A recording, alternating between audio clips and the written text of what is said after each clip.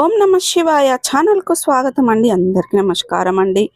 ఈరోజు ఈ వీడియోలో మనం కుంభరాశి వారి యొక్క జాతకం గురించి తెలుసుకుందాం. వీరి జీవితానికి సంబంధించినటువంటి ప్రధానమైన అంశాలు ఏంటి, అలాగే 2026వ సంవత్సరం జనవరి 1వ తారీఖున గురువారం రోజున వీరి యొక్క దినఫలాల ప్రకారం ఏ విధంగా ఉంటాయి, అలాగే ఈరోజు దినఫలాల ప్రకారం కుంభరాశి వారికి తల ముక్కలయ్యే వార్తను వింటారు. తస్మత్ జాగ్రత్తగా ఉండండి.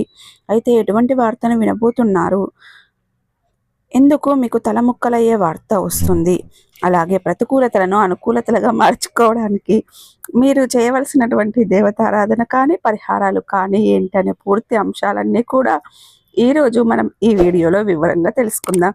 వీడియోలోకి వెళ్ళే ముందు ఫ్రెండ్స్, మా వీడియో కనుక నచ్చినట్టయితే జై శ్రీరామ్ అని కామెంట్ చేయండి. సో ఇదివరకు మా ఛానల్ను సబ్స్క్రైబ్ చేసుకున్నట్లయితే కనుక సబ్స్క్రైబ్ చేసుకోండి. అలాగే పక్కనే ఉన్న గంట సింబల్ ఆల్ ప్లేయర్స్ను క్లిక్ చేయండి. అప్పుడే మేము అప్లోడ్ చేసే ప్రతి ఒక్క వీడియో నోటిఫికేషన్ అనేది మీకు వస్తూ ఉంటుంది. నోటిఫికేషన్ రాగానే వీడియోను ఓపెన్ చేసి మీ రాశి గురించి, మీ జాతకం గురించి తెలుసుకోండి. అలాగే మీ ఫ్రెండ్స్ అండ్ ఫ్యామిలీ మెంబర్స్లో ఈ రాశి వారు ఎవరైనా ఉంటే వారికి కూడా షేర్ చేయండి. వారు కూడా వాళ్ళ రాశి ఫలాల గురించి, వాళ్ళ జాతకం గురించి తెలుసుకుంటారు.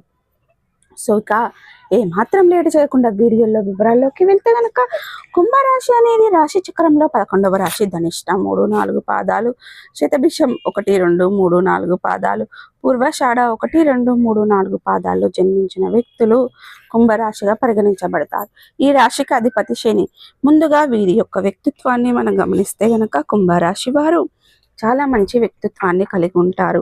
సాధారణంగా కుంభరాశి వాళ్ళు ఆలోచనాత్మకంగా జ్ఞాన సంపన్నులు, సామాజిక చైతన్యంతో ఉండేవారు. కానీ శని ప్రభావం కారణంగా కొన్నిసార్లు రోజు గ్రహస్థితులు గనక మీరు చూసుకున్నట్లయితే గనక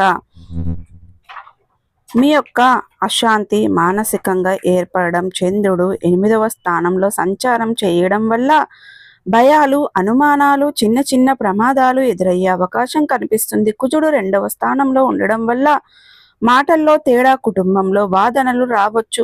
ఈ గ్రహ స్థితుల కారణంగా సమ్మేళనం వల్లే ఈరోజు కుంభరాశి వారికి తలముక్కలయ్యే అటువంటి సమస్య అనుభవించే అవకాశం ఉంది. వ్యక్తిగత స్థాయిలో చూస్తే గనక మానసిక ఒత్తిడి పెరుగుతుంది, నిర్ణయాలు తీసుకోవడంలో గందరగోళం ఏర్పడుతుంది, ఆత్మవిశ్వాసం తగ్గుతుంది. కుటుంబ స్థాయిలో చూస్తే గనక